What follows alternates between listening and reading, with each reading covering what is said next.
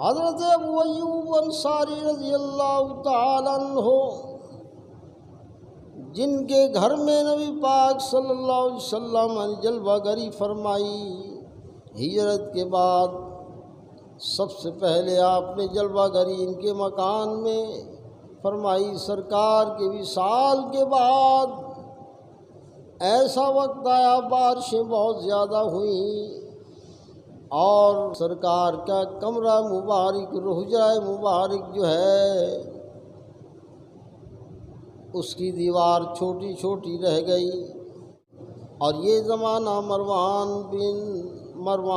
بن حکم بن عاص کی گورنری کا تھا۔ حضرت ابو ایوب انصاری رضی اللہ تعالیٰ عنہ سرکار کے روضہ اطہر پر حاضر ہوئے۔ قبر اطہر پر آپ نے جو ہے اپنا سر مبارک ٹکا دیا اور بوسے لینے لگے۔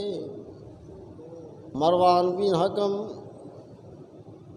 یہ وہ شخص تھا جو امام حسن رضی اللہ تعالیٰ عنہ کو گالیوں کے خط جو ہے لکھ کر بھیجا کرتا تھا، ایسا بدبخت آدمی تھا۔ اور امام حسن رضی اللہ تعالیٰ عنہ اس کی گالیوں کے جواب میں جو خط لکھتے، صرف اتنا اسی خط پر آپ نیچے فقرہ لکھ دیتے کہ مروان، تیری گالیوں کے جواب دے کر میں تیری برائیوں میں کمی نہیں کرنا چاہتا۔